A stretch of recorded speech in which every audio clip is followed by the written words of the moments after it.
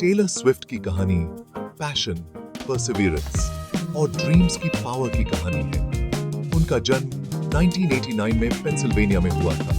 बचपन से ही टेलर में म्यूजिक के लिए एक एक्स्ट्रॉर्डिनरी गिफ्ट दिखाई देता था। सिंगिंग उनका सॉलिस बन गया, सॉन्ग राइटिंग उनका आउटलेट। वो अपने हर नोट में अपना दिल लगा देती थी। उनकी डायरी मेलोडीज के ट्रेजर ट्रोव में ट्रांसफॉर्म हो गई।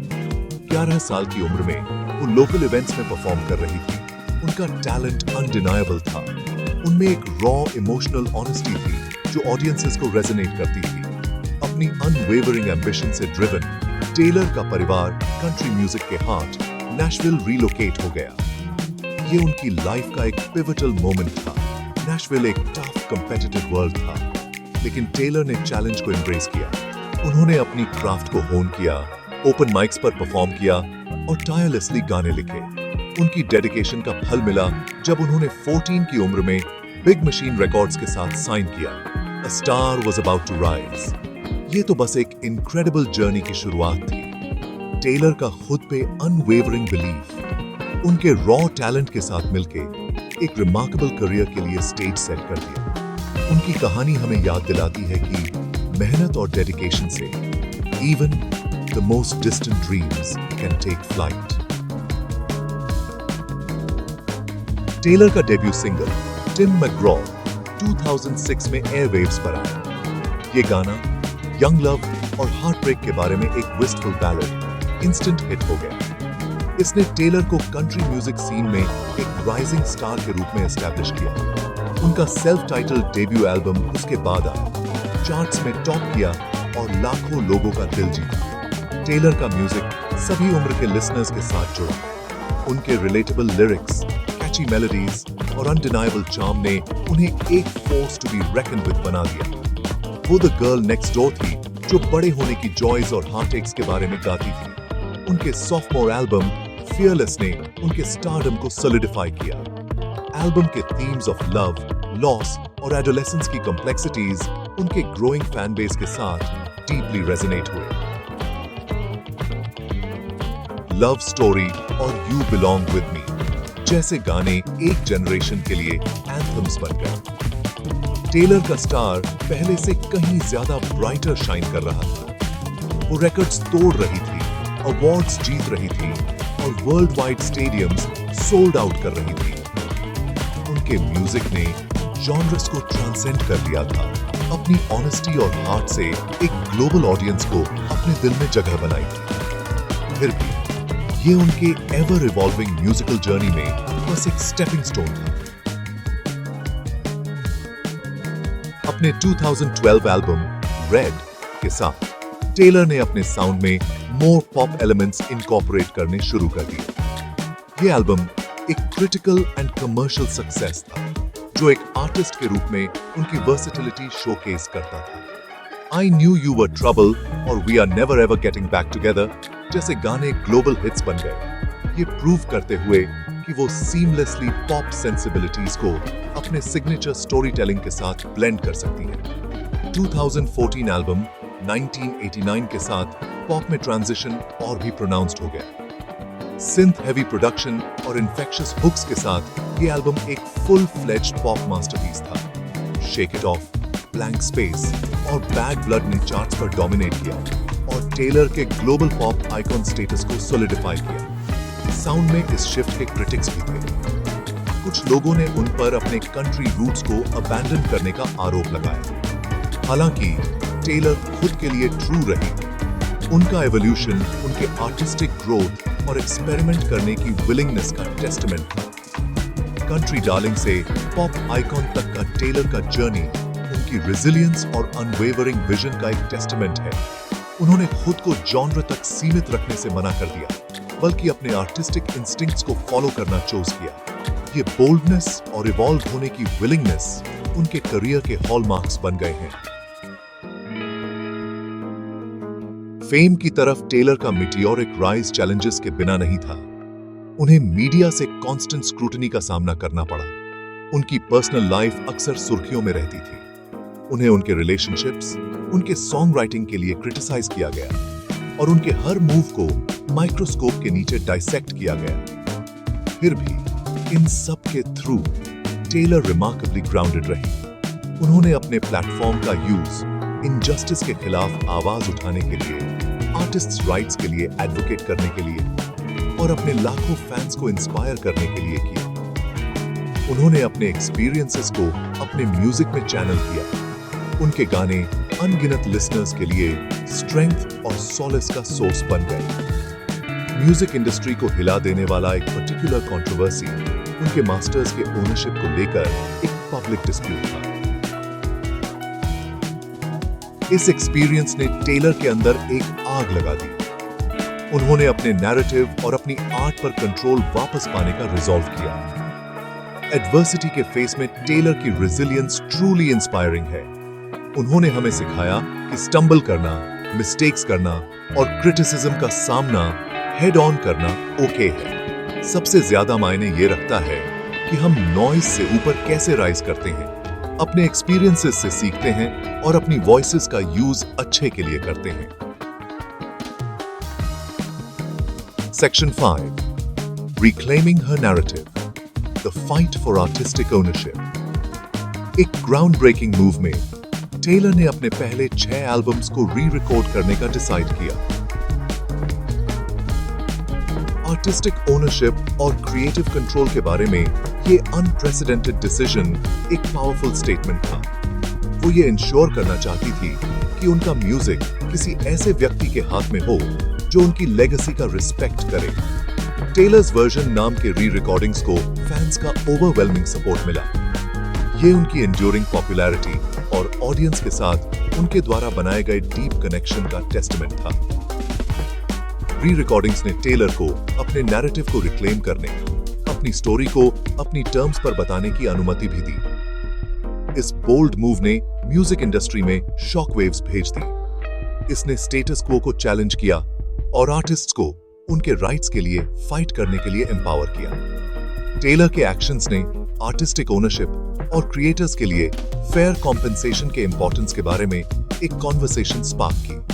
अपने मास्टर्स पर कंट्रोल वापस पाने के लिए टेलर का अनवेवरिंग डिटर्मिनेशन उनके करियर का एक वाटरशेड मोमेंट था।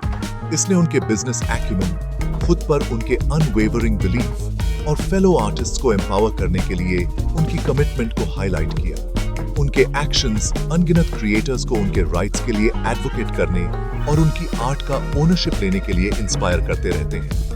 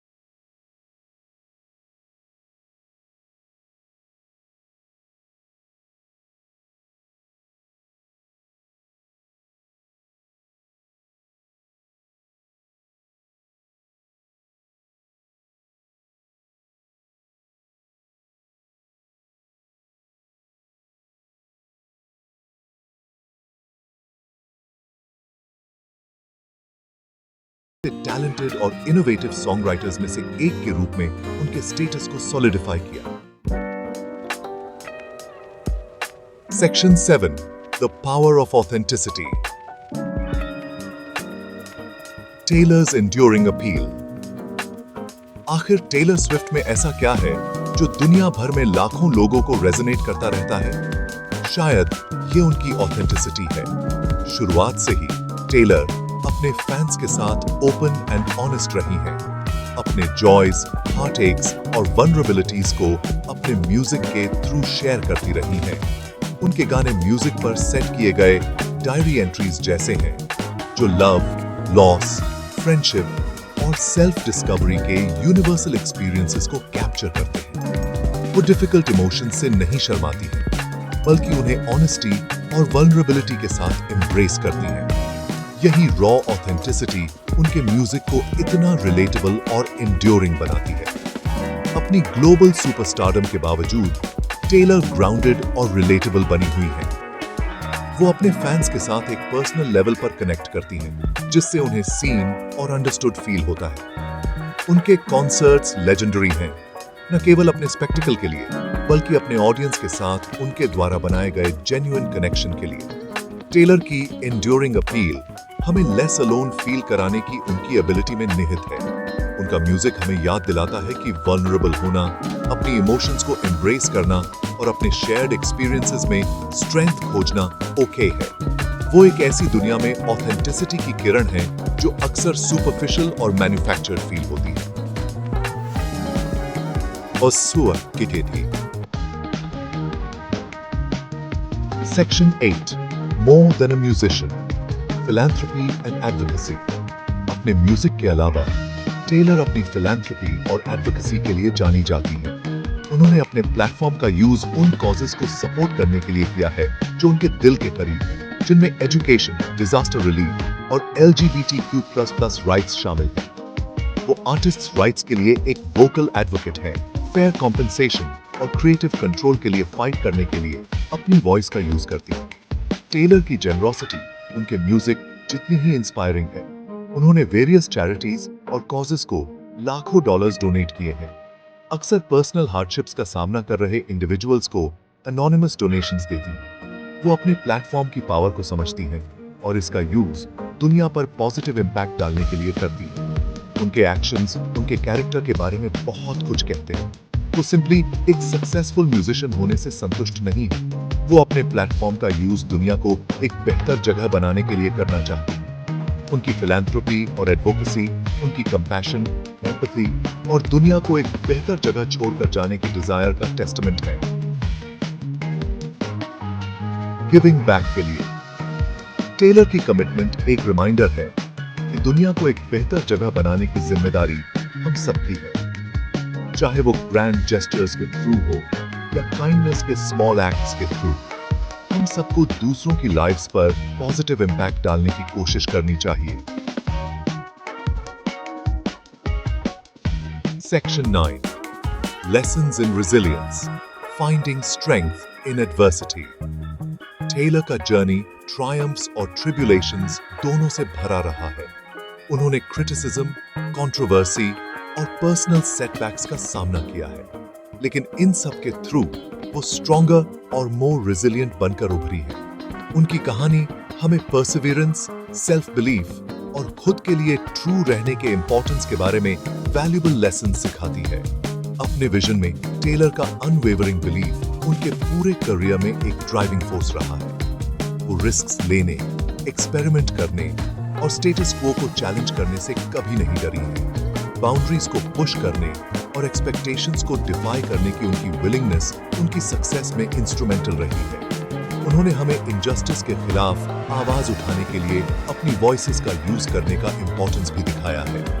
चाहे वो आर्टिस्ट राइट्स के लिए एडवोकेट कर रही हो या जिस चीज में वो बिलीव करती हैं उसके लिए स्टैंड अप कर रही हो, टेलर की करेज और कन्विक्शन ट्रूली इंस्पायरिंग है। वो हमें याद दिलाती है कि हम सबके पास एक वॉइस है और हमें इसका यूज डिफरेंस लाने के लिए करना चाहिए। टेलर की कहानी रेजिलियंस की पावर का टेस्टामेंट है। वो हमें सिखाती है कि सेटबैक्स इनेविटेबल हैं, लेकिन उन्हें हमें डिफाइन नहीं करना है। ट्रूली मैटर ये करता है कि हम चैलेंजेस को रिस्पॉन्ड कैसे करते हैं। अपने सेटबैक्स को एम्ब्रेस करके, अपनी मिस्टेक्स से सीख कर और अपने ड्रीम्स को कभी नहीं छोड़कर हम किसी भी ऑब्स्टिकल को ओवरकम कर सकते हैं और ग्रेटनेस अचीव कर सकते हैं। Section 10 An Inspiration to Millions। The enduring legacy of Taylor Swift. एक एस्पायरिंग सिंगर सॉन्गराइटर से ग्लोबल आइकॉन तक का टेलर स्विफ्ट का जर्नी एक्स्ट्रॉर्डिनरी से कम नहीं है। उन्होंने रिकॉर्ड्स तोड़े हैं, जॉनर्स को रीडिफाइन किया है और अपने म्यूजिक, अपनी फिलैंथ्रोपी और अपनी अनवेवरिंग स्पिरिट से लाखों लोगों को इंस्पायर किया है। उनकी कहानी हार्ड वर्क, डेडिकेशन और बड़े सपने देखने की करेज की पावर का टेस्टमेंट है। टेलर की लेगेसी उनके म्यूजिक से कहीं आगे तक फैली हुई है। वो एक कल्चरल आइकन बन गई हैं, दुनिया भर के यंग पीपल के लिए एक रोल मॉडल। उन्होंने हमें ऑथेंटिसिटी, रेजिलियंस और डिफरेंस लाने के लिए अपनी वॉइसेस का यूज करने के इंपॉर्टेंस के बारे में सिखाया है। म्यूजिक इंडस्ट्री पर उनका इम्पैक्ट अनडिनायबल है, लेकिन ये उनके फैंस के हार्ट्स एंड माइंड्स पर उनका इम्पैक्ट है जो ट्रूली एंड्योर करेगा। टेलर की कहानी अभी खत्म नहीं हुई है। एक आर्टिस्ट और एक इंडिविजुअल के रूप में वो इवॉल्व होती रहेंगी। एक बात निश्चित है, वो इंस्पायर करती रहेंगी, एम्पावर करती रहेंगी और हमें म्यूजिक की ट्रांसफॉर्मेटिव पावर की याद दिलाती रहेंगी। उनकी लेगेसी अभी भी लिखी जा रही है और दुनिया टेलर स्विफ्ट के एक्स्ट्रॉर्डिनरी जर्नी में नेक्स्ट चैप्टर का ईगरली इंतजार कर रही है। टेलर की कहानी दुनिया भर के ड्रीमर्स के लिए होप और इंस्पिरेशन की किरण है। वो हमें सिखाती है कि अगर हम बड़े सपने देखने, कड़ी मेहनत करने और खुद को कभी नहीं छोड़ने की हिम्मत करते हैं तो कुछ भी पॉसिबल है। उनका म्यूजिक, उनकी फिलैंथ्रोपी और उनकी अनवेवरिंग स्पिरिट आने वाली जनरेशन